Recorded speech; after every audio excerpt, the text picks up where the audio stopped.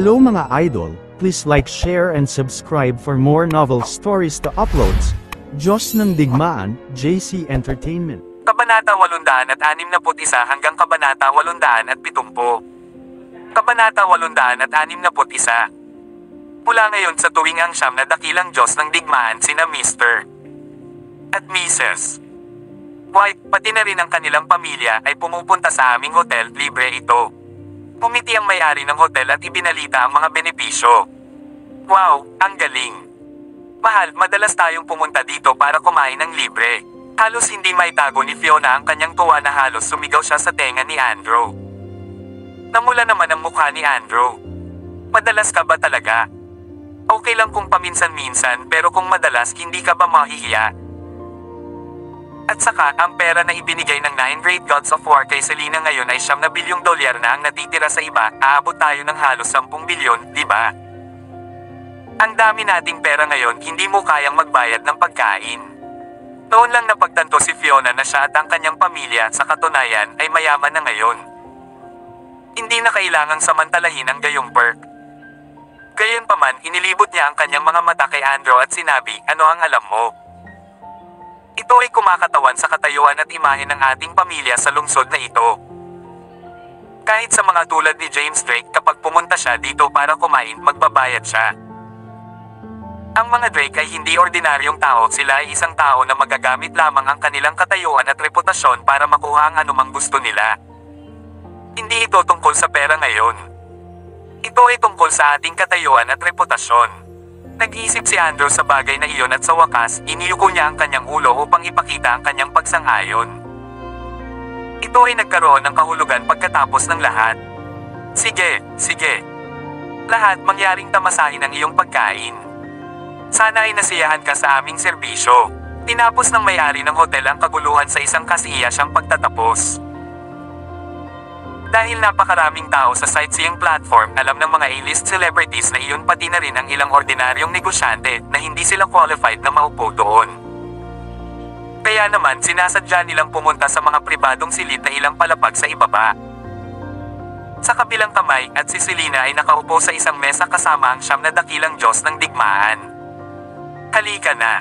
Inom tayo. Dapat may ilang baso pa tayo ngayon. Tumayo si Fernando sa kanyang kinauupuan at tuwang-tuwa.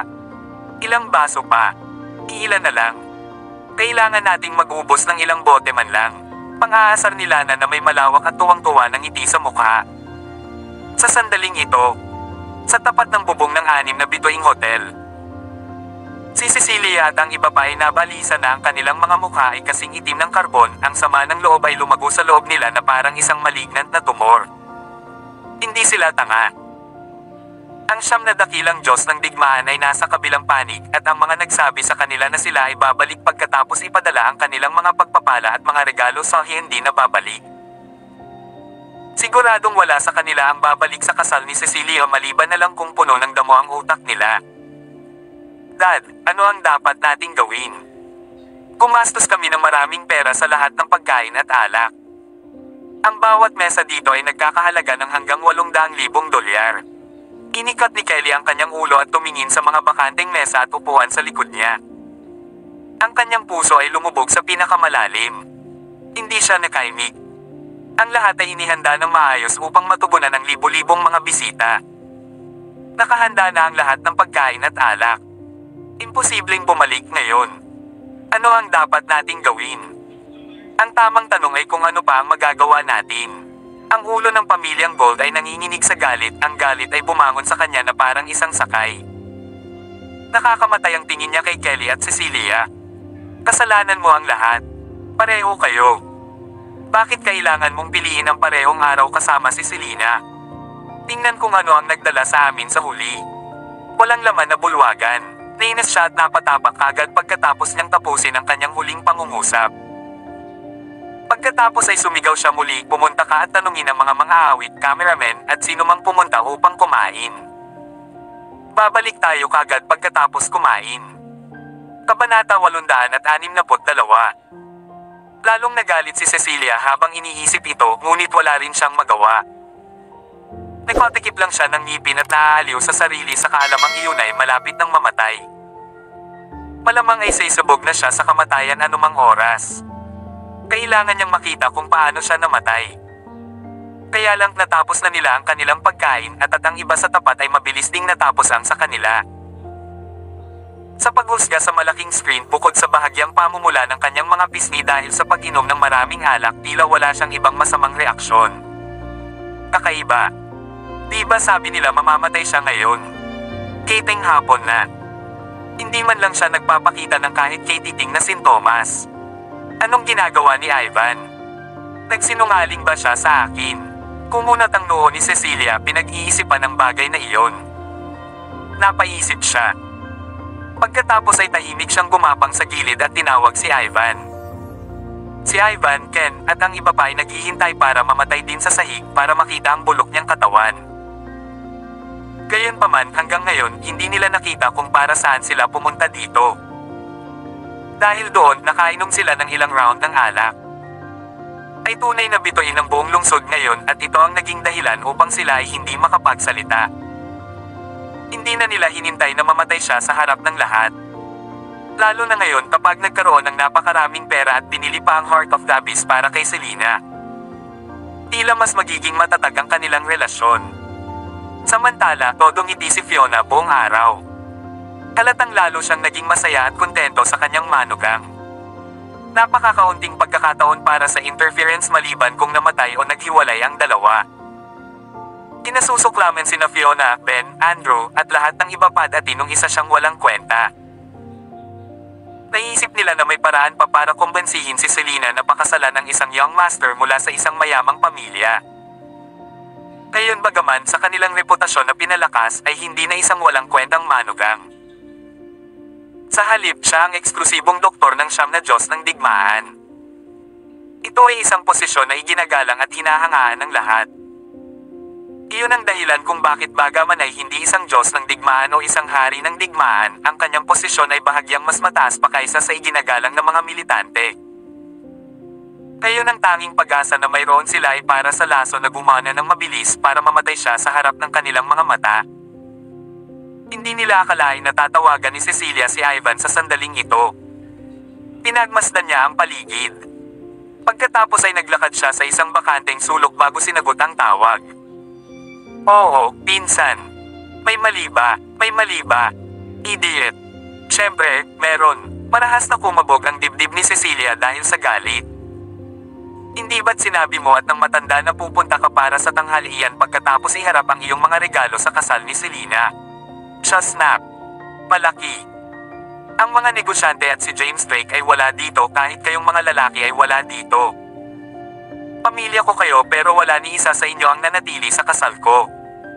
Sobrang nakakahiya. Habang nagsasalita si Cecilia, pakiramdam niya ay labis ang paghihirap niya ngayon. Nagbabantang tumulo ang mga luha sa kanyang mga mata at naging paos ang kanyang boses. Pinsan, makikita mo sa sarili mo. Narito ang siyam na dakilang Diyos ng digmaan. Paano tayo makakalis? At saka, hindi mo ba alam na mahal ng matanda ang kanyang reputasyon? Umiinom siya kasama ang mga gods of war ngayon. Ito ay isang bagay ng reputasyon para sa kanya. Bakit kanya iniisip ngayon? Kabanata 863. Isang mapait na ngiti si Ivan. Wala tayong choice. Sino ang nakakaalam niya na igagawa ng isang stunt na tulad nito? Para sa siyam na gods of war na dumating para sa kanyang kasal. Saglit na nag-iisip si Cecilia. Pagkatapos ay nagtanong siya, so sinasabi mo na ang 8 iba pang gods of war ay nasa kasal niya dahil gusto nilang palakasin ang kanyang reputasyon. Wala sila dito dahil gusto nilang makita si Lana. Natahimik sandali si Ivan. Siyempre, maaari nilang makita siya anumang oras na gusto nila. Bakit nila pipiliin ngayon sa lahat ng araw? Nandito sila dahil sa, ngunit paano ang isang bagay na walang kabuluhan kilala ang mga ganyang tao? No way na nailigtas niya ang lahat ng buhay nila noon bukod pa sa buhay ni Lana. Tumanggo si Cecilia. Talagang hindi niya maintindihan kung bakit manggagaling ang mga Diyos ng digmaan para sa Kapakanan's reputation para lang makadalaw sa kasal nila ni Selena. Hindi bagay ang lalaking iyon. At saka tama ka sa kuko. Sa kanyang mga kasanayang medikal, siya ay naging itinalagang doktor para sa mga Diyos ng digmaan, ay tumulong sa pagpapagaling sa kanila nang sila ay nagtamo ng mga pinsala. Iyon ang dahilan kung bakit sila pumunta dito para sa kanyang kasal. Sumugod sila nang malaman nilang may kasal siya. Hindi alam ni Ivan kung matatawa o maiiyak. F.be starred. Talagang nagawa niyang mabuti ang pagtatago ng kanyang pagkatao. Hindi nakakagulat na mayroon siyang pera upang bilhin ang Heart of the Abyss. Sa status niya, malamang hindi pa niya natatanggap ang bonus niya pagkabalik niya. Wala akong pakialam. Gusto ko lang siyang makitang mamatay. Diba sabi mo yung girlfriend mo pinakain ni Zine yung lason? Bakit hindi siya nagpapakita ng kahit katiting na sintomas hanggang ngayon? Naiinip na ako. Bakit hindi pa siya patay? Galit na galit si Cecilia kaya natapakan niya ang kanyang paa. Tumingin siya sa malaking screen sa tapat ng kanyang hotel sa Selena na umiinom kasama ng mga Gods of War at Old Man Taylor. Naninikip ang kanyang lalamunan. Hindi ko rin alam. Jeez. Ilang araw ko lang siyang nakita. Sinabi niya sa akin na masama ang pakiramdam niya. Hindi ko alam kung bakit nakatayo pa rin siya doon at umiinom ng alak na parang ayos lang. Logically speaking, kahit na hindi siya mamatay anytime soon, hindi siya dapat uminom ng sobrang saya. Habang nagsasalita si Ivan sa telepono, naglabas siya ng sigarilyo at sinindihan ito. Siya ay lubhang nagdududa. Napaisip si Cecilia. Baka nagsinungaling sa'yo si Zina. Sabi niya. Ang mga babaeng tulad niya ay laging walang silbi. Kasama mo lang siya dahil gusto niya ng pera mo. Hindi ka dapat maniwala sa isang tulad niya. Matagal na hinailan ni Ivan ang kanyang sigarilyo, tumingin kay Zina na umiinom sa isang mesa. Tapos umiling siya. Parang hindi naman. Wala siyang dahilan para magsinungaling sa akin tungkol dito. Besides, she hates kaya gusto niyang patayin siya sa lalong madaling panahon. Siya ay may perpektong pagkakataon na lason habang kasama niya si Ben. Walang paraan na nagsinungaling siya sa akin tungkol dito. Matapos siyang tumahimik ng ilang segundo, gumawa siya ng hula. Siguro ito na ang huling hurrah niya. Dapat itong mangyari anumang oras sa lalong madaling panahon. Maghintay tayo ng kaunti. Ito na ang kanyang huling araw. Ito na siguro ang kalmado bago ang bagyo. Lahat tama. Huwag mo akong bigin. Ibinaba ni Cecilia ang tawag, humihingal. Lumapit si Ivan sa tabi ni Zina pagkatapos ng tawag. Zina, sigurado ka ba dyan uminom ng lason na iyon? Mahinang tanong niya. Siyempre. Nakita ko siyang uminom nito gamit ang sarili kong mga mata. Ilang beses mo ba akong tatanungin tungkol dito? Saglit na natahimik si Zina. Pakiramdam niya ay walang tiwala sa kanya si Ivan. Kabanata 864. Inalo ni Ivan si Zina nang makitang nagagalit ito. Hindi naman sa hindi ako naniniwala sa iyo pero bakit parang ang ganda ng hubog ng lalaking ito? Sumimangot din si Zina. Diba napakagaling niya sa medical skills?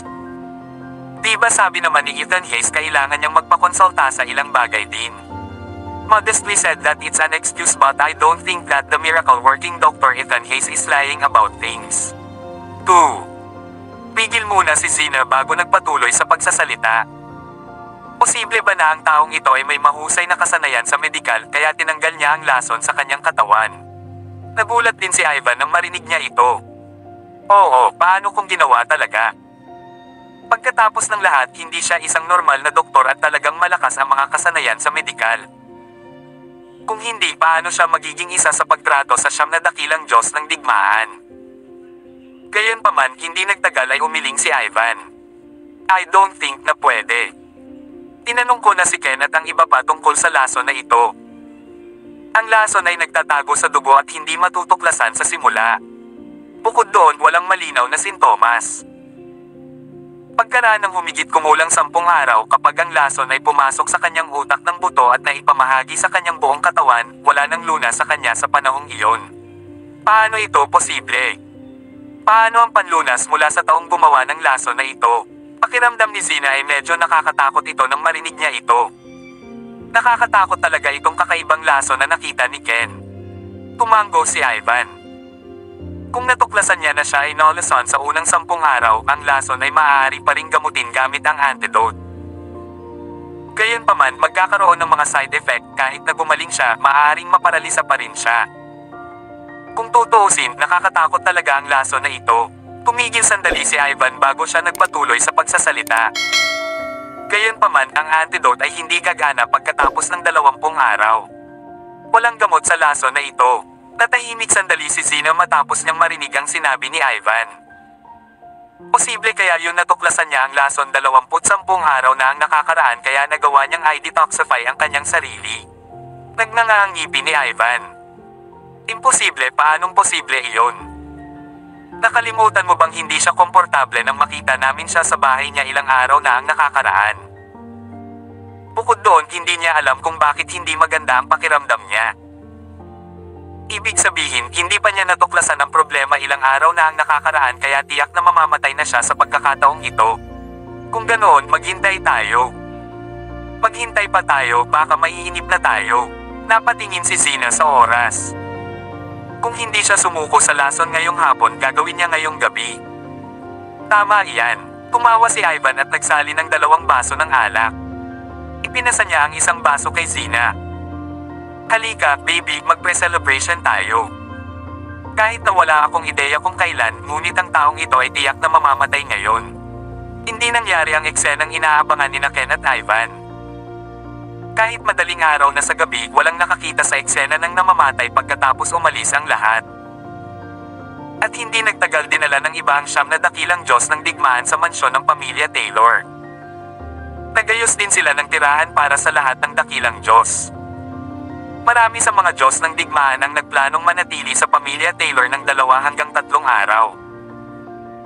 Ito ay natural na naging dahilan ng pagkainggit ng ibang makapangyarihang tao sa pamilya Taylor. Matapos magsaya sa loob ng 2 araw sa Eastfield, 8 sa mga dakilang Diyos ang umalis sa Eastfield kasama ang kanilang mga pamilya.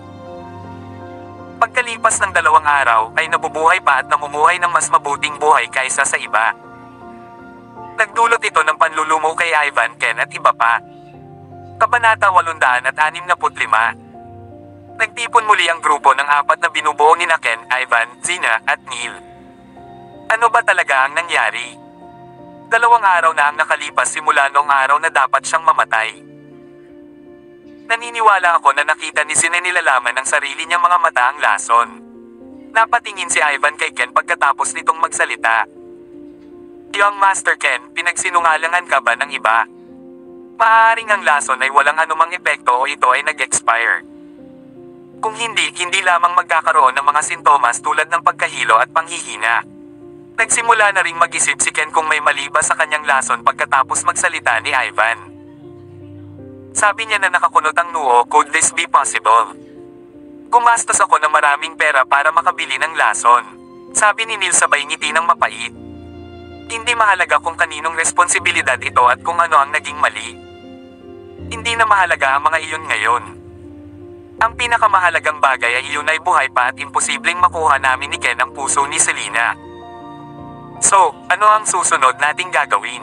Hindi mapigilan ni Ken na mapangiti ng mapait. Puntong hininga, ang tanging bagay na dapat ikasaya ay ang 4 na makapangyarihang angkan kasama ang pamilyang Wilson, Eagle Clan, at ang iba pa ay nakasakit ng isang malakas na tao. Napatay din si Michael Wilson at mas kaunti ang kalaban natin. Napangisi si Neil. Siya. Haha, yung matabang lalaki. Siya ay sobrang taba at wala siyang pag-asa kahit napatay na. Nananabik siya sa hindi niya karapat-dapat. Ang mga taong umaasa ay ako at si Young Master Ken. Napag-isipan ko na at mas maganda kung mag-empleyo tayo ng mga assassin. Nabigo ang dating assassin dahil pabaya ang babaeng iyon. Sa pagkakataong ito, mag-employ tayo ng mas maraming assassin lalo na iyong mga nasa tuktok ng listahan. Naniniwala ako na gagana ito. Nanatiling tahimik si Ivan bago nagpatuloy sa sasabihin. Hindi magiging issue kung magtatrabaho tayo ng mas maraming tao. Parang ito lang ang option ngayon. Gayunpaman, ang pagpipiliang ito ay nangangailangan ng isang malaking halaga ng pera. Imposibleng kumuha ng ilang masters mula sa listahan ng mga pumatay sa Timog Kanlurang Distrito nang walang kahit 5 o 6 milyon. Pumiti ng mapait si Neil. Kinuyam ni Ken ang kanyang mga kamay, nagngangalit ang kanyang mga ngipin at galit na sinabi, paano kung makabuo tayo ng tig 200 milyon bawat isa? Ito na ang huling pagkakataon na mayroon tayo. Imposibleng makuha ni Fiona at ng iba pa si Selena para mag-file ng divorce. Ang tanging pagkakataon na natitira sa atin ngayon ay pumatay. Sige. Palihim kong may divert ang pondo ng kumpanya sa aking account at siguradong makakaipon ako ng 200 milyon. Natahimik sandali si Ivan bago tumanggo. Tumingin siya kay Neil kasama si Ken. Napasam ang mukha ni Neil. Guys, hindi ito maliit na halaga. Paano ito maaari akong humiram ng pera sa ilan sa aking mga kaibigan? May pera ako ngayon at tingnan natin kung kikita ako ng 200 milyon sa susunod na 3 araw. Sige, nakaset na tayo. Pagkatapos ng 3 araw pumunta tayo dito na may tig 200 milyon para makabawi sa 600 milyon bago makipag-ugnayan sa mga assassin. Sa pagkakataong ito ay isang make it or break it opportunity para sa amin. Tumayo si Ken, mamantong hininga at mariing sinabi. Umalis na ang lahat pagkatapos nilang lumabas ng pinto. Nagpunta sina Ivan at Zina sa isang villa na binili ni Ivan para kay Zina nang matagumpay siyang magdroga. Napaisip si Ivan at sinabing, Zina, I think ibenta muna natin itong villa. I need the money now and this villa can be sold for 50 million. Sa perang iyon, maaari tayong kumita ng 200 milyon at makakuha ng papatay. Kabanata 866. Bagamat maraming benepisyo ang nakuha ni Zina mula kay Ivan.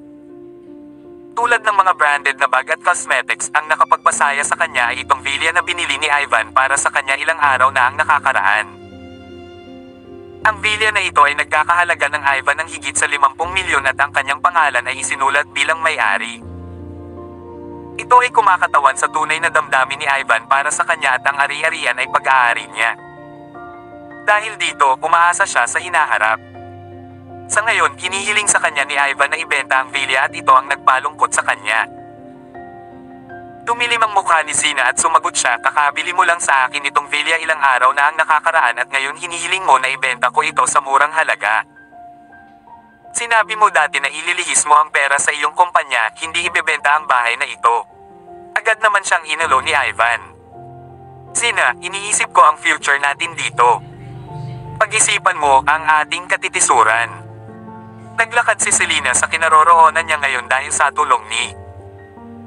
Ngayon, hindi lang siya bumalik sa pamilya Taylor, sinabi pa ng matandang master na magtatayo siya ng bagong kumpanya at itatalaga si Selena bilang person in charge ng bagong kumpanyang ito. Ikinulong ni Ivan ang kanyang mga kamay at nagpatuloy sa pagsasalita ng galit.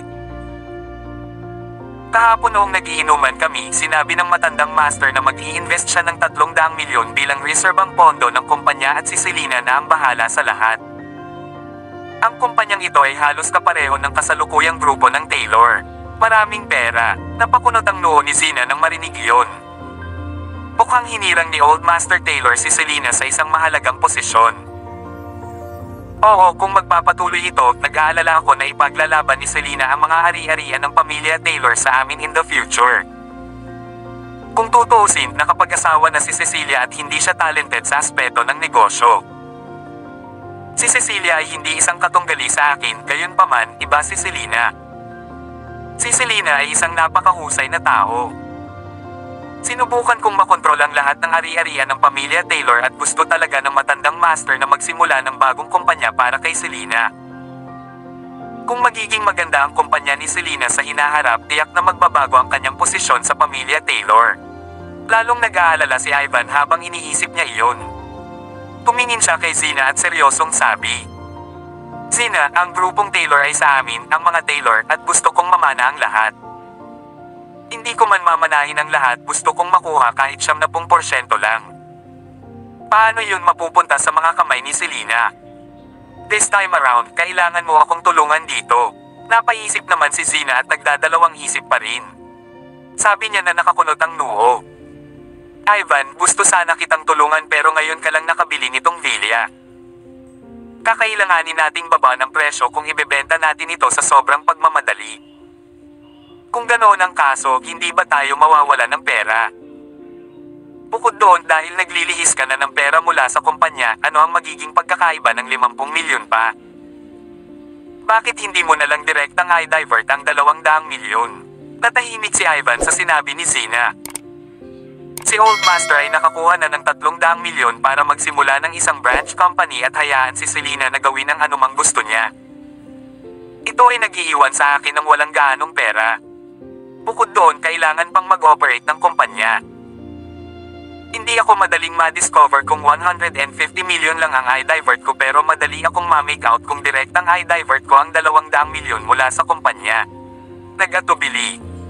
Si Zina nang maisip niya kung paano sa kanya ang Villa. She said with pursed lips. Pero what does killing may kinalaman sa pagkuha mo ng mana mo? Parehong magkarelasyon ng dalawa ay kasalukuyang itinuturing na isang napakaranggal at mataas na posisyon na tao. Lahat ng siyam na mahusay na Diyos ng digmaan ay nagpadala sa kanya ng mga regalo nang malaman nilang ikakasal na siya. Sa palagay mo ba ay ayaw na ng ibang mga negosyante na makatrabaho si Selena pagkatapos niyang magsimula ng isang kumpanya? Maraming negosyante ang magsisikap na makatrabaho si Selena para lang makapasok sa magandang libro at upang bigyan mukha. Agad namang nagpaliwanag si Ivan. Kung ganoon, lalo lang bubuti ang kumpanya ni Selena. Sa oras na iyon, ang matandang Panginoon ay lalong nasiyahan sa kanyang mga kakayahan.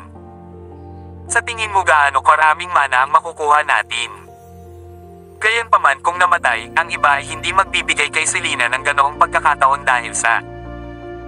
Bukod doon, baka masiraan ng loob siya dahil sa pagkamatay nito.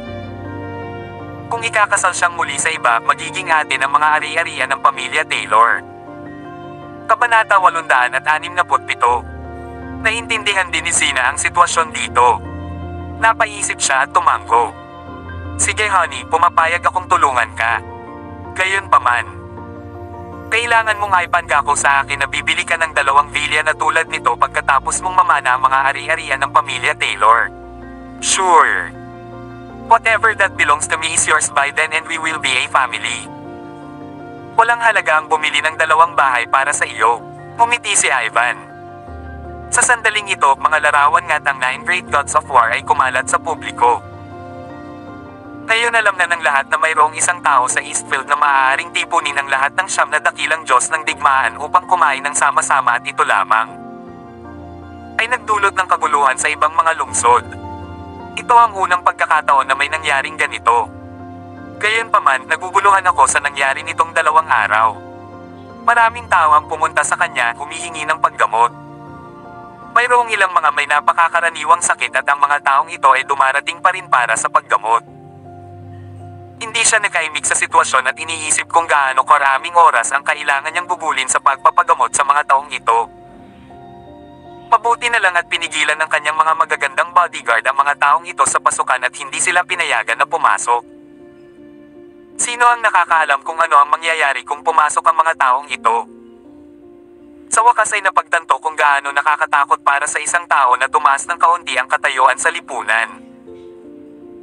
Buti na lang walang nakakaalam na siya ang Supreme Warrior, kung hindi, baka masira lang ang doorframe niya sa dami ng taong bumisita sa kanya.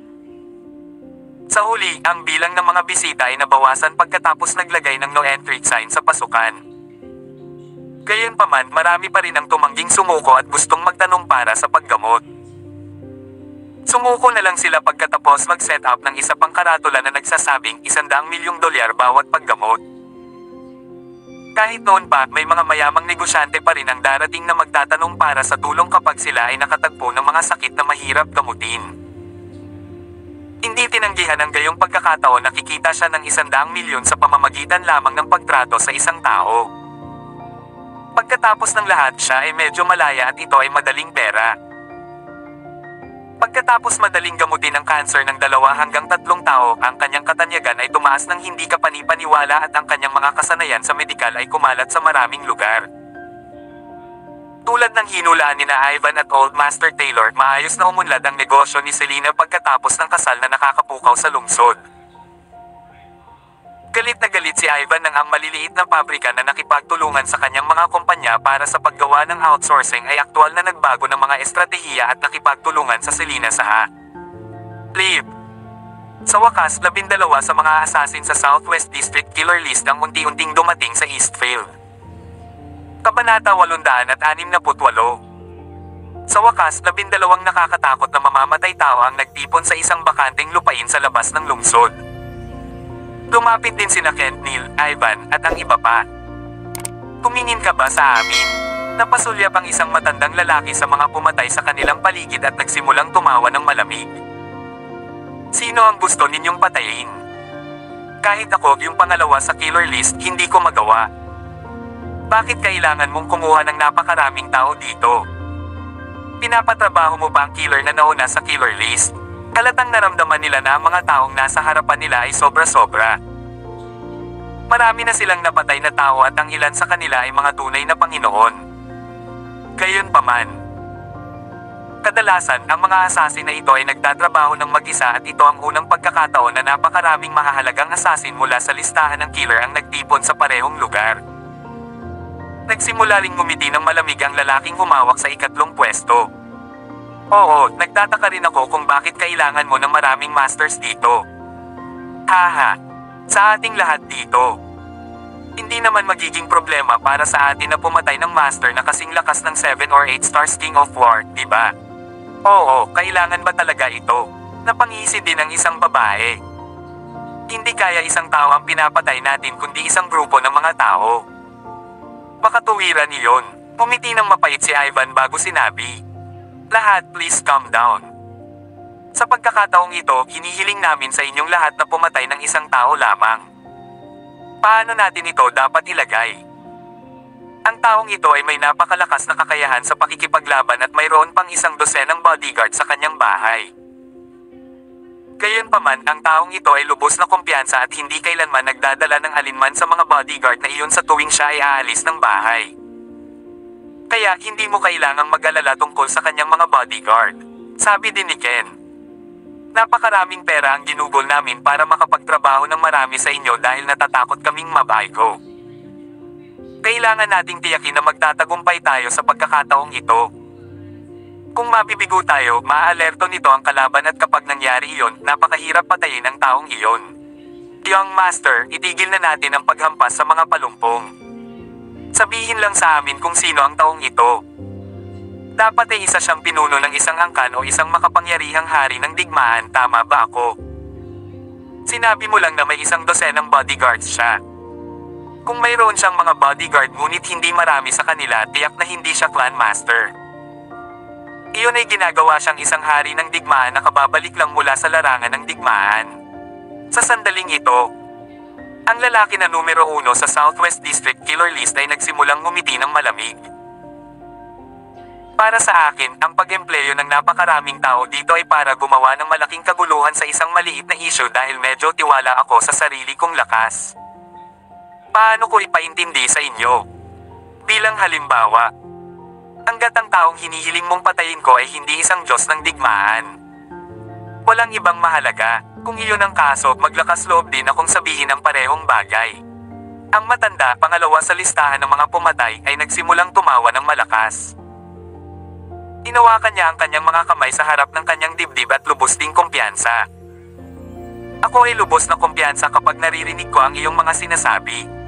Tumango si Ivan bilang kasiyahan matapos niyang marinig ang mga ito. Saka lang nagsalita si Ken. Naniniwala ako na narinig mo ang tungkol sa taong ito ilang araw na ang nakalipas. Siya ay walang iba kundi ang manugang na nagpakasal sa pamilya Taylor. Ano, may umitim na mukha nang marinig ito. Talaga ba? Kung iyon ang kaso, ito ay talagang magiging mahirap. Ang taong ito ay isang taong makakalap ng lahat ng 9 na dakilang Diyos ng digmaan. Siya ang eksklusibong doktor sa 9 Great Gods of War. Pakiramdam ko ay hindi magandang bagay na patayin siya. Kung tutuusin, marami siyang naiambag sa lahat ng tao sa Daxia. Kabanata 869. Nakasimangot at nag-alinlangan ang isa sa mga babaeng assassin. Akala nila ay hinihiling sa kanila na patayin ng isang medyo malakas na hari ng digmaan. Kung iyon ang kaso, hindi siya mapipilit tungkol dito. Wala silang ideya na hinihiling sa kanila ng 3 young masters na pumatay sila ang taong nagdulot ng kaguluhan sa buong Eastfield at bansa. Bakit? Hindi mo ba siya nilalabanan? Lahat ba kayo walang tiwala? Nagulat si Ken nang makita niya ang reaksyon ng mga taong ito. Sinulyapan niya ang matandang pangalawa sa killer list at sinabing, di ba sabi mo walang ibang magiging issue basta hindi God of War? Bakit kayo nagkakaganito kapag narinig nyo na nagsimulang ngumiti ng mapait ang matanda? Kuya, alam namin ang combat power ng taong ito. Gayunpaman, hindi siya isang Diyos ng digmaan o isang hari ng digmaan sa aming kaalaman, kaya ako lamang ay sapat na upang patayin siya. With that said, alam mo ba kung ano ang kinakatakutan ko? Kuminto muna ang matanda bago nagpatuloy. Kung matipon ng binata ang lahat ng siyam na dakilang Diyos ng digmaan, nangangahulugan ito na mayroon siyang napakagandang relasyon sa kanila. Malalagay tayo sa malaking problema kung magagalit tayo sa mga gods of war dahil pinatay natin siya at kapag nalaman nilang tayo ang pumatay sa kanya. Maging ang lalaki sa unang lugar sa killer list ay tumango bilang pagsangayon. Hindi naman sa wala kaming tiwala sa pagpatay sa taong ito, nag-aalala lang kami sa mga kahihinatnan kapag nagagalit kami sa mga gods of war. Isinasantabi ang iba pang dahilan. Kahit na 2 o 3 sa siyam na dakilang Diyos ng digmaan ang nagalit at imbestigahan ito, tiyak na mamamatay tayo. Sa wakas ay napagtanto ni Ken, Ivan, at ng iba pa ang nangyayari. Ang mga orihinal na cold-blooded at walang takot na mga mamamatay tao ay nag-aalala dahil ang harapin ng galit ng ilang mga gods of war ay isang sakuna sa kanila. Huwag kayong mag-alala, ipinapangako namin na hindi namin kayo ibebenta. Maaari tayong manampa dito. Matapos manatiling tahimik ng ilang oras, itinaas ni Ivan ang kanyang kamay at tiyak na sinabi. Sinabi naman ni Ken, guys, kilalang assassin kayo sa Southwest District. Ngayong tinanggap mo na ang pera, nangangahulugan ito na tinanggap mo na ang misyon. Ito ay magiging hindi profesional sa iyo na sumalungat sa iyong mga salita ngayon. Lahat kayo ay master sa tuktok ng listahan at hindi ba mababawasan ng iba sa inyo kung ito ay alam ng iba? Nagdilim ang mukha ng 12 kilalang killer nang marinig nila ito. Oo, 12 sikat silang assassin. Masisira ang kanilang reputasyon kapag kumalat ang balita tungkol sa insidenteng ito. Gayunpaman, ang target na pinapatay sila ay talagang kakaiba. Ang kanyang pagkakakilanlan ay ginawang mas mahirap ang pagpatay sa kanya kaysa sa pagpatay sa pinakamayamang tao sa Eastfield. Pero kung napaisip ang babaeng assassin at sinabing, maaari tayong magtulungan at patayin ang taong ito. Ito ay isang simpleng gawain. Gayunpaman, mayroon tayong kondisyon, kailangan mong akitin siya palabas ng lungsod at humanap ng lugar na walang hanggan dito para doon natin siya patayin. Sinisigurado nito na walang nakakaalam tungkol sa nangyari. Kung gagawa tayo ng hakbang sa lungsod, baka mag-iwan tayo ng mga bakas at magiging madali para sa iba na mag-imbestiga. Tumango rin ang matanda, pangalawa sa killer list. Maganda yon dahil madali rin nating maalis ang katawan. Kabanata 870. Oo, iyon ang magiging pinakamahusay na pagpipilian na mayroon kami. Tumango rin bilang pagsang-ayon ng lalaking number 1 sa killer list. Naramdaman ni Ivan at ng iba pa na may katuturan din ang sinabi ng kabilang partido. Kung tutuusin, kung talagang nagalit sila sa ilang gods of war, walang sino man sa kanila ang makakatakas kahit na may paraan para makatakas ang mga assassin na ito. Sa wakas, tumango si Ivan. Ito ay gagana. Mag-isip tayo ng paraan para makaakit palabas. Gayunpaman, kailangan mong ipangako sa amin na magtatagumpay ka sa pagkakataong ito. Hindi kami tatanggap ng anumang kabiguan. Huwag kang mag-alala. Ang taong ito ay hindi isang Diyos ng digmaan, ano ang dapat katakutin? Sa tingin mo ba isa akong walang kwentang mamamatay tao? Ang matanda na pangalawa sa listahan ay naramdaman na medyo nakakatawa ang sinabi ni Ivan at tumawa ng malakas. Tama iyan. Ang taong ito ay dapat magkaroon ng isang malakas na kakayahan sa pakikipaglaban para makaligtas sa larangan ng digmaan sa loob ng 5 taon. Gayunpaman, ang kanyang pangunahing posisyon ay isang doktor, tama ba? Kaya hindi natin kailangang matakot sa anumang bagay. Siguradong sobra ninyong tinansya ang taong ito sa pamamagitan ng pagpapatrabaho sa napakarami sa amin dito. Malamig na ngumiti ang isang medyo may edad na babae nang maramdaman niyang masyadong lag. Iingat si Ivan at ang iba pa. Gayunpaman, ito ay nakinabang sa kanila dahil ito ay medyo simple para sa napakarami sa kanila na pumatay ng isang tao. Ito ay isang trabahong may garantisadong madaling pera. Huwag mo siyang maliitin.